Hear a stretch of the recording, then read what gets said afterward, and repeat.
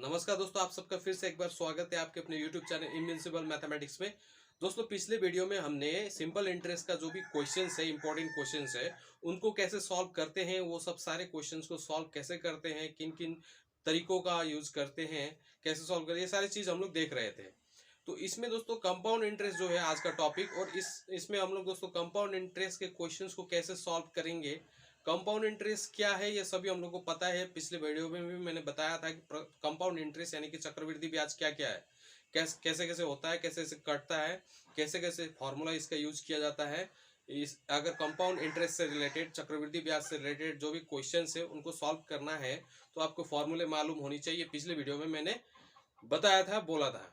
तो दोस्तों इस वीडियो में दोस्तों हम लोग क्या करेंगे, कंपाउंड इंटरेस्ट का यानी कि कंपाउंड इंटरेस्ट के जितने भी क्वेश्चंस होते हैं उन सारे क्वेश्चंस को हर संभव हम लोग शॉर्टकट ट्रिक का यूज करते हुए, ट्रिक्स मतलब क्या, ट्रिक्स का क्या काम होता है, ट्रिक्स का काम होता है कम समय में क्वेश्चंस को सॉल्व करा देना, और कैलकुलेशन हम लोग को ज्यादा करना नहीं पड़ेगा इसमें जो ट्रिक्स होती है।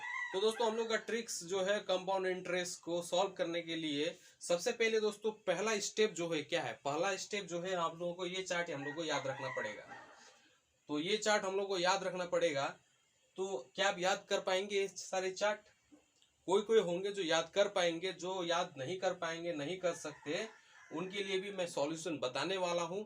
लेकिन उससे पहले ये बात का भी डिस्कस किया जाए आज कि हम लोग ने सिंपल इंटरेस्ट पढ़ा, साधारण ब्याज या सरल ब्याज पढ़ा, उसके बाद हम लोग ने कंपाउंड इंटरेस्ट भी पढ़े जाने पिछले वीडियो में।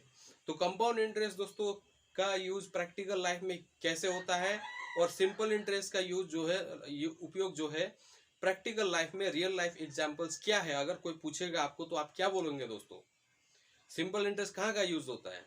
हम लोग जानते हैं सिंपल इंटरेस्ट जो कार लोन्स वगैरह लेते हैं, amortise monthly instalments, retailer instalments जो लोन्स होती है, इस सब में भी क्या होती है, सिंपल इंटरेस्ट यूज होता है।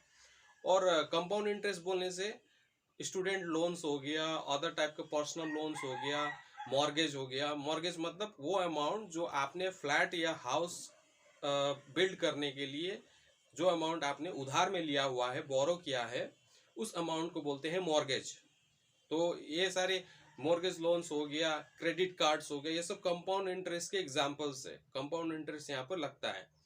तो कंपाउंड इंटरेस्ट और सिंपल इंटरेस्ट की और एक खासियत और एक बात मैं बता देना चाहता हूँ कि दोस्तों हम लोगों का क्या होता है, जैसे कि इस चार्ट में देखिए आप, 2 वर्ष का हम लोग को कंपाउंड इंटरेस्ट अगर निकालना पड़ेगा तो हम लोग को रेशियो याद रखना है 2:1। ठीक है। अब यहाँ पर डायरेक्ट 2 वर्ष शुरू हुआ है, 1 वर्ष का क्यों शुरू नहीं हुआ, आप लोग इस क्वेश्चन पूछ सकते हैं मेरे से। तो क्यों शुरू नहीं हुआ? क्योंकि फर्स्ट साल का पहला वर्ष का जो कंपाउंड इंटरेस्ट और सिंपल इंटरेस्ट जो होता है, चक्रवृद्धि ब्याज जो साधारण ब्याज जो होता है, वो बराबर होता है। मान लीजिए पहला साल का चक्रवृद्धि ब्याज जो है किसी भी रेट के एक निश्चित ब्याज दर और निश्चित अवधि के अनुसार हम लोग के पास 300 रुपये है। तो कंपाउंड इंटरेस्ट भी पहला साल का 300 रुपये होगा। मतलब जो सिंपल इंटरेस्ट है उसी को कंपाउंड इंटरेस्ट मान के चल सकते हैं। लेकिन अब अगर कंपाउंड इंटरेस्ट के केसेस में क्या होता है कि जो आपका पहले साल का जो आपका जो मूलधन है, पहले साल का जो मूलधन है और पहले साल का जो ब्याज निकला आपने, जो ब्याज निकाला आपने, उस ब्याज और मूलधन को जोड़ के जो मिश्र धन बनेगा, यानी कि जो अमाउंट बनेगा, वो सेकेंड वर्ष के लिए क्या हो जाएगा, मूलधन हो जाएगा। मिश्र धन क्या में बदल गया, मूलधन में। कहाँ पे? कंपाउंड इंटरेस्ट यानी कि चक्रवृद्धि ब्याज में।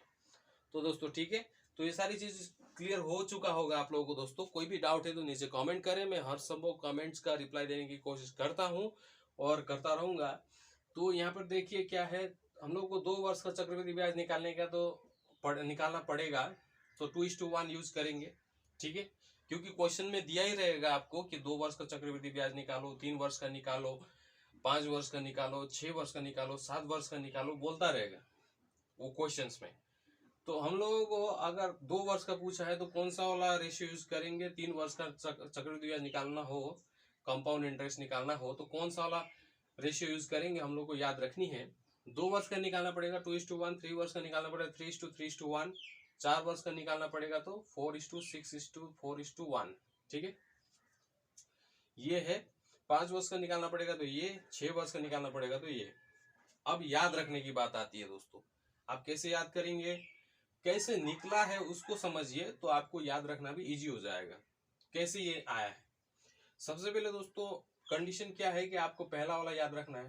पहला वाला तो आप याद ही नहीं याद रख सकते हैं ना, इतना याद नहीं रख सकते, हमको मालूम है, सबको मालूम है। लेकिन पहला वाला तो याद रख सकते हैं, 2 वर्ष का 2:1 होगा। तो यहाँ पर एक चीज आप देख रहे होंगे, ये चीज कॉमन है ना, 1 1 1 1 सब में 1 1 है लास्ट में। और आगे में 2 वर्ष के लिए 2 है, 3 वर्ष का निकालना है तो 3 है, 4 वर्ष का निकालना है तो 4 है, 5 वर्ष का निकालना है तो 5 है, 6 वर्ष का निकालना है तो 6 है आगे में सबसे पहले। तो ये चीज हम लोग को याद रखी होगी। पहला तो हमने 2 वर्ष का जो है वो 2:1 याद कर लिया। अभी फिर जो आगे में है वो क्या होगा, वही संख्या होगा। 4 वर्ष का होगा तो 4 होगा, अगर लास्ट में हमेशा 1 रहेगा, ये बात हम लोग को मालूम होगी। अभी याद कैसे रखना है, देखिए कैसे आया है, देखिए उसको समझिए तो याद रखना आसान होगा। 2:1 है ना, ये 2 वर्ष का निकालना पड़ेगा तो 2:1। लेकिन 3 वर्ष का निकालना पड़ेगा तो हम लोग क्या करना पड़ेगा, पहले तो 3 होगा, 3 वर्ष के लिए हम लोग ने क्या बोला, ठीक है, तो 3 लिख दिया हमने। अब ये 2 वर्ष का जो है 2 + 1 क्या होगा, 3 होगा, और लास्ट में 1 होगा, हम लोग को मालूम ही है। तो इस तरह से निकला। तो 4 वर्ष का देखिए कैसे करके आया है, तो 4 वर्ष का क्या होगा, पहले 4 होगा, ये बात हम लोग को मालूम है। अब ऊपर में जो है 3 वर्ष का उसको देखेंगे, इसको जोड़ेंगे तो 3 3 क्या हो जाएगा, 6, और 3 1 क्या हो जाएगा, 4।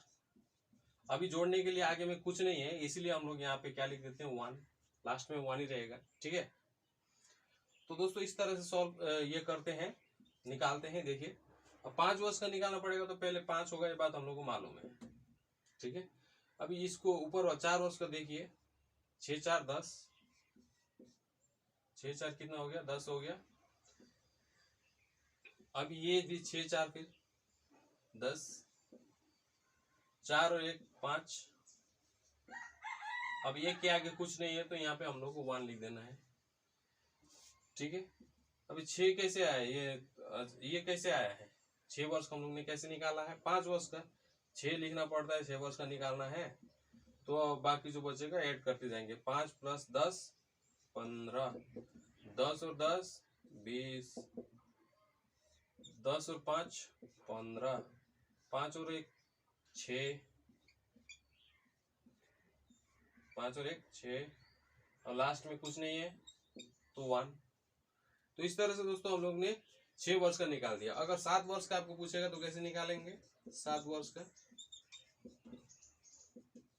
7 वर्ष का देखिए 7 पहले लिखना पड़ता है, ये बात हम लोग को मालूम है।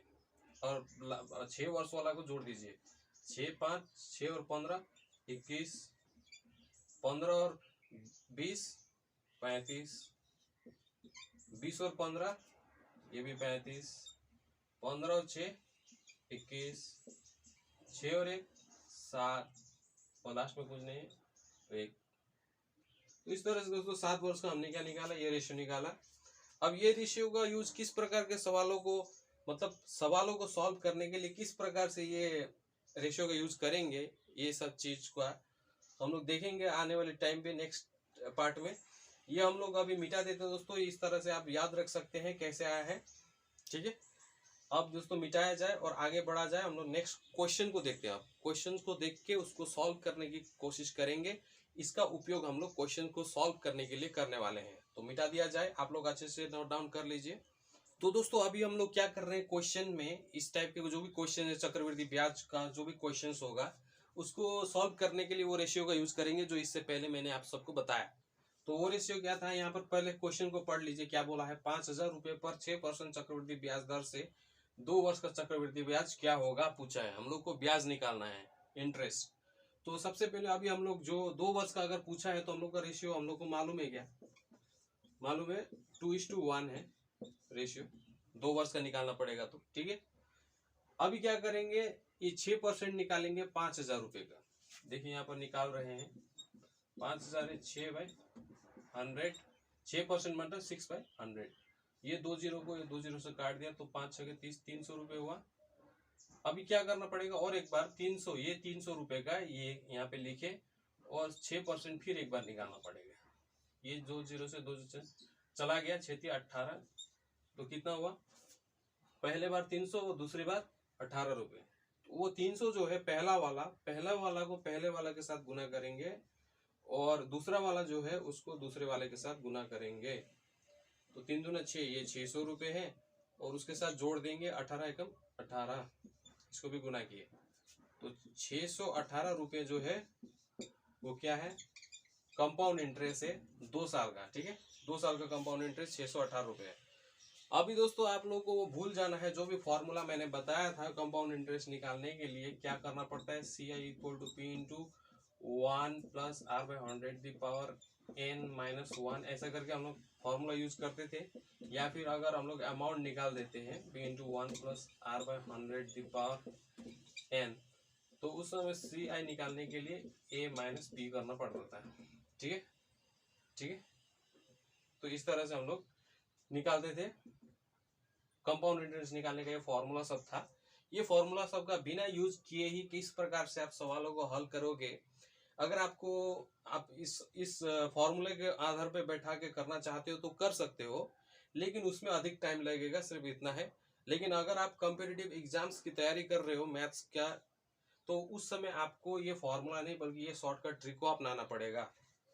तो दोस्तों इसको मिटा दिया जाए। अब नेक्स्ट सवाल करते हैं। ये सबको अच्छे से नोट डाउन कर लीजिए अपने अपने कॉपी में, अपने अपने डायरी में। उसके बाद हम लोग आगे बढ़ने वाले हैं। ठीक है, तो वीडियो को पॉज करके लिख लीजिए, उसके बाद मिटा दिया जाएगा। तो दोस्तों अभी देखिए नेक्स्ट क्वेश्चन जो है, दूसरा नंबर जो क्वेश्चन है वो क्या है, 10,000 रुपये पर 10% चक्रवृद्धि ब्याज दर से 3 वर्ष का चक्रवृद्धि ब्याज निकालना होगा, क्या होगा पूछा है।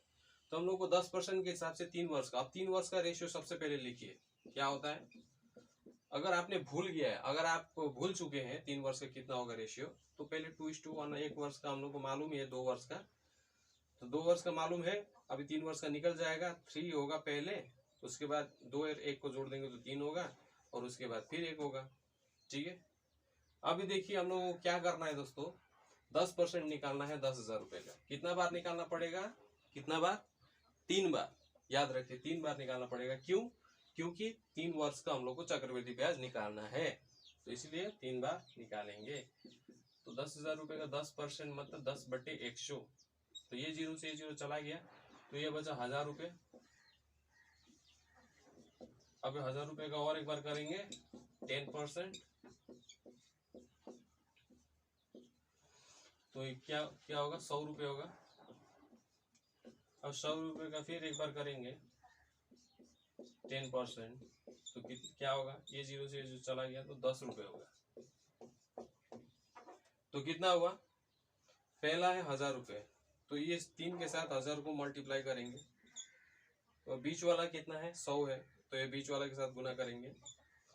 तो लास्ट वाला कितना है, 10 रुपये, तो लास्ट वाला के साथ मल्टीप्लाई करेंगे, तो कितना आता है, पहले आता है 3,000 आएगा, प्लस ये 300 होगा और 1.10 ये होगा, जोड़ने से कितना होगा, 3,310 रुपये जो है ये कंपाउंड इंटरेस्ट है 3 साल का। ठीक है, तो इस तरह से दोस्तों हम लोग सवालों को सॉल्व करते हैं। तो आपको आइडिया हो गया होगा हम लोग किस प्रकार से कर रहे हैं। देखिए कितना इजी वे से, कितना इजी तरीके से हम लोग सवाल को सॉल्व कर रहे हैं, आंसर को निकाल रहे हैं चक्रवृद्धि ब्याज का। तो अच्छे से इसको नोट डाउन कर लीजिए अपने अपने डायरी में, अपने अपने कॉपी में। उसके बाद हम लोग आगे बढ़ेंगे, नेक्स्ट क्वेश्चन देखेंगे। ठीक है, तो मिटा दिया जाए। तो चलिए अभी नेक्स्ट क्वेश्चन देखते हैं। 3 नंबर क्वेश्चन क्या है, 6,000 रुपये पर 10% चक्रवृद्धि ब्याज दर से 4 वर्ष हम लोग को चक्रवृद्धि ब्याज निकालना होगा। तो देखिए दोस्तों कैसे करेंगे, सबसे पहले हम लोग 4 वर्ष का रेशियो निकालेंगे। 4 वर्ष का रेशियो याद है, याद नहीं है तो 3 वर्ष का अगर याद है तो लिख देते हैं। यहाँ पे हम लोग 4 वर्ष का निकालने के लिए 3 वर्ष का कर रहे हैं, तो 4:2, अब 3 3 6, 3 1 4 और यहाँ पे 1 होगा। ठीक है, इतना दोस्तों ये 4 वर्ष का रेशियो है जो टेबल के अनुसार था, जो चार्ट के अनुसार था हमारा। अभी हम लोग क्या कर रहे हैं, 10% निकालेंगे 6,000 का, कितना बार, 4 बार, क्योंकि 4 वर्ष का हम लोग को निकालना है, इसलिए 4 बार परसेंटेज निकालेंगे। तो 6,000 रुपये का 10% के हिसाब से निकालेंगे, तो ये 2 0 ये 0 2 0 2 0 गया, तो 600 रुपये बचा। अब 600 का फिर 10% करेंगे, क्योंकि रेट ऑफ इंटरेस्ट हम लोग को 10% दिया है। ठीक है, तो ये 2 0 से 2 0 गया, तो ये हो गया 60 रुपये। अभी 60 रुपये का 10% करेंगे, ये 0 से 0 चला गया, ये 0 से 0 तो 6 रुपये हुआ। अब 6 रुपये का 10% क्या होगा, ये 0 से 0 चला गया, 6 को 10 से भाग देंगे तो 0.6 आएगा, ठीक है, 0.6 रुपये। अभी क्या करेंगे, ये जो 4 है पहला वाला मल्टीप्लाई कर दो, 6 जो है उससे 60 को मल्टीप्लाई कर दीजिए, और 6 जो है उसको 4 से मल्टीप्लाई कर देंगे, और 0.6 जो है उसको 1 से मल्टीप्लाई कर देंगे। तो 6 4 24 हो गया ये, यानी कि 2400 प्लस 360 प्लस ये 24 प्लस ये 0.6 ही रहेगा, 0.6 लिख देते हैं अब। 24 3 700 760 और 24 784। तो दोस्तों यानी कि 2784 रुपये और 6 पैसा होगा, यानी कि ये इंटरेस्ट होगा, ठीक है। तो दोस्तों इस तरह से सॉल्व करते हैं सवालों को। देखिए ये कंपाउंड इंटरेस्ट चक्रवृद्धि ब्याज निकल चुका है, कितना है 2784 रुपये, ठीक है। कम टाइम में अगर सॉल्व करना है तो ये ट्रिक्स अपनाना पड़ेगा। तो चलिए नेक्स्ट सवाल करते हैं, इसको मिटा दिया जाए। और दोस्तों इसको अच्छे से नोट डाउन कर लीजिए कॉपी में, अपने अपने डायरी में, उसके बाद हम लोग आगे बढ़ेंगे, इसको मिटा देते हैं। तो देखिए दोस्तों अभी नेक्स्ट क्वेश्चन करने जा रहे हैं, ये 4 नंबर क्वेश्चन है। तो इसको सॉल्व करने के लिए हम लोग को क्या करना पड़ेगा, वही 5 वर्ष का रेशियो निकाल लीजिए। सबसे पहले हम लोग को जानते हैं 1 वर्ष का रेशियो 2:1 है, 2 वर्ष का 3:3:1 है, और 4 वर्ष का 4:6:6, और ये कितना होगा 3 3 6 3 1 4:1 है। अभी 5 वर्ष का पूछा तो 5 पहले आगे, 6 4 10, 6 4 10, 4 1 5 और लास्ट में 1, ये है दोस्तों। ये यूज करेंगे ये वाला 5 वर्ष के लिए। तो अभी 5 वर्ष के लिए 10%, 60,000 का 10% निकालेंगे 5 बार। 5 बार क्यों, क्योंकि समय 5 वर्ष का है, ठीक है। तो 60,000 का 10%, 0 0 गया, 0 0 गया, तो बचा ये 6,000 रुपये। 60,000 का 10% 6,000 रुपये है, और 6,000 का 10% निकालेंगे फिर 0 0 0 0, तो ये कितना हुआ 600 रुपये। अब 600 रुपये का फिर 10% निकालेंगे तो ये हो जाएगा, ये 0 0 को काट देंगे तो ये हो गया 60 रुपये। अभी इस 60 का फिर 10% निकालेंगे, कितना होगा, ये जो 2 0 से यहाँ 0 और यहाँ 0 काट दिए तो 6 रुपये हुआ। अभी 6 रुपये का 10% मतलब 6 पैसा, 0 0 60 पैसे, यानी कि 6 पैसे नहीं। तो ये 6 को 10 से भाग देंगे तो कितना होगा 0.6, इतना रुपये होगा, ठीक है। अब देखिए मल्टीप्लाई करेंगे, 5 को हम लोग को कितना से 6,000 से मल्टीप्लाई करना पड़ेगा, 10 को कितना से 600 से मल्टीप्लाई करना पड़ेगा, 10 को कितना से 60 से मल्टीप्लाई करना पड़ेगा, 5 को कितना से 6 रुपये से मल्टीप्लाई करना पड़ेगा, और 1 को कितना से 0.6 से मल्टीप्लाई करना पड़ेगा। 6 5 30 हो गया, और जोड़ देंगे 6 10, ये 6,000 हो गया, प्लस ये 600 हो गया, और 6 5 30 हो गया, और 0.6 को 1 से मल्टीप्लाई करेंगे तो 0.6 ही रहता है। तो अभी क्या करेंगे, जोड़ देंगे दोस्तों, 6 3 9 5 6 30,000 है, तो 30,000 60,000 36,000 और 600, 36,630, 36,630 रुपये और 60 पैसा, यही है चक्रवृद्धि ब्याज 5 साल का 60,000 रुपये का, ठीक है। 5 साल का 60,000 रुपये का 10% के हिसाब से चक्रवृद्धि ब्याज कितना होगा 36,630 रुपये 6 पैसा, ठीक है। तो दोस्तों इस तरह से सवालों को सॉल्व करते हैं।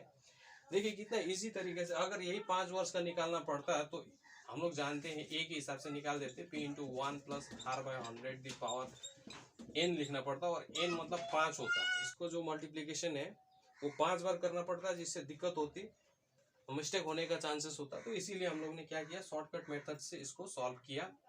अभी हम लोग दोस्तों नेक्स्ट क्वेश्चन करेंगे, इसको मिटा दिया जाए। इसको अच्छे से नोट डाउन कर लीजिए अपने अपने कॉपी में, वीडियो को पॉज करने के बाद, वीडियो को रोकने के बाद हम लोग इसको कॉपी कर लेंगे, ठीक है।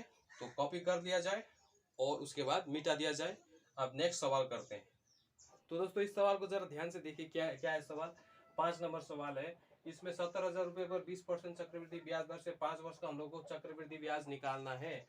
तो सबसे पहले 5 वर्ष का जो रेशियो है वो क्या है, 5:10:10:5:1 है, ये है रेशियो, ठीक है। दोस्तों अगर ये 5 वर्ष का आपको याद नहीं है रेशियो, तो आप इससे पहले वाला जो क्वेश्चन था उसको सॉल्व करने के टाइम में मैंने जैसे किया था, 2:1 का पहले निकालेंगे, उसके बाद 3 साल का, उसके बाद 4 साल का, उसके बाद 5 साल का, ऐसे करके भी निकाल सकते हैं।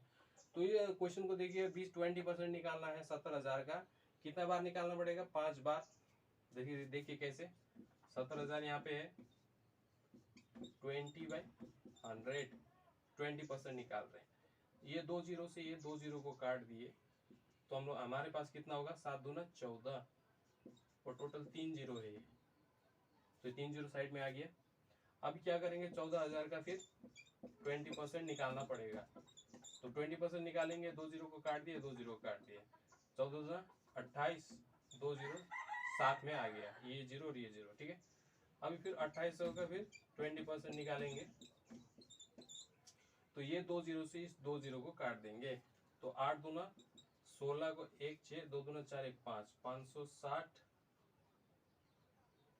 ये जीरो यहाँ आ गया। अब 560 रुपए का 20% अगर हम लोग को निकालना है तो कितना होगा, ये जीरो से ये जीरो को काट दिया और ये जीरो से ये जीरो को काट दिया, तो 6×2=12, तो 1 2 5×10 और 11, 112 रुपये हुआ।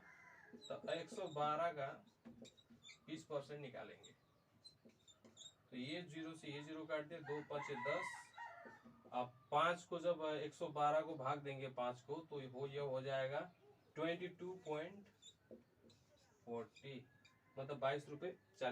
अब क्या करेंगे, पहला वाला को पहला वाले से गुना और लास्ट वाला को लास्ट वाला से गुना, मतलब बीच में जो है सब गुना होगा। जैसे कि इसका 14,000 के साथ होगा, 10 का 2800 के साथ गुना होगा, ये 10 का 560 के साथ गुना होगा, 5 का 112 के साथ गुना होगा और 1 का 22.40 रुपये के साथ गुना होगा। 14×5 70, ये 70,000 हो गया। प्लस करेंगे तो 28,000 ये हो गया, और ये हो गया प्लस 5600 5600, ठीक है। तो ये 5 और 112 को गुना करेंगे तो कितना होगा, 5×10 को 1 जीरो, 5×1=5 1 6, 5×1=5, 560 रुपये और 22.40 रुपये ऐसे रहेगा। तो ये कितना हो गया, 70 और 28, यानी कि ये तो 1000 है, तो 98,000 7 8 9, 98,000 हो गया ये, और 5,000 ये 5600 है, और ये 560 रुपये, 6 5 11, यानी कि 6,100। तो उसके बाद 22.40। अभी देखो इसको ऐड करेंगे, 8 6 14, यानी कि 1,14,160 रुपये हुआ, और 22.40 रुपये है इधर, ठीक है। तो अभी क्या करेंगे, 1,14,000 कितना होगा, 82.40 रुपीज़, यही आंसर, इतना रुपीज़ है। मतलब चक्रवृद्धि ब्याज 1,14,182.40 रुपये, इतना हो गया। कितना साल में, 5 साल में। रेट ऑफ इंटरेस्ट कितना है, 20%। चक्रवृद्धि ब्याज के हिसाब से निकला है, इसलिए इतना आया है। 1 लाख भी क्रॉस हो गया है 70,000 रुपये का 5 वर्ष के लिए। अगर आप पैसे रखते हैं तो 5 साल में वो 1 लाख को भी क्रॉस कर जाता है 20% रेट के हिसाब से। लेकिन चक्रवृद्धि ब्याज होना चाहिए, ये जरूरी है। अगर सिंपल इंटरेस्ट से होगा तो कम निकलता है, ठीक है। तो दोस्तों इस तरह से हम लोग सवालों को सॉल्व करते हैं। आई होप ये वीडियो आप लोगों को बहुत हेल्पफुल रहा होगा, जहाँ पर जो भी कॉन्सेप्ट है, जो भी कैलकुलेशन है, आप लोगों को समझ में आया होगा, किस प्रकार से मैंने किया, किस प्रकार से हम बता रहे हैं आप लोगों को, तो वो सारी चीज़ क्लियर हुआ होगा। अगर अच्छा लगा तो लाइक कीजिए, शेयर कीजिए अपने उन दोस्तों को जो भी कॉम्पिटिटिव एग्जाम्स की तैयारी कर रहे हैं, स्कूल मैथ्स एग्जाम की तैयारी कर रहे हैं, तो उन लोगों तक ये वीडियो पहुँचे ताकि मैं उनकी मदद कर सकूँ। तो दोस्तों हम लोग मिलते रहेंगे अगले वीडियो में, तब तक के लिए goodbye and take care. Thank you दोस्तों।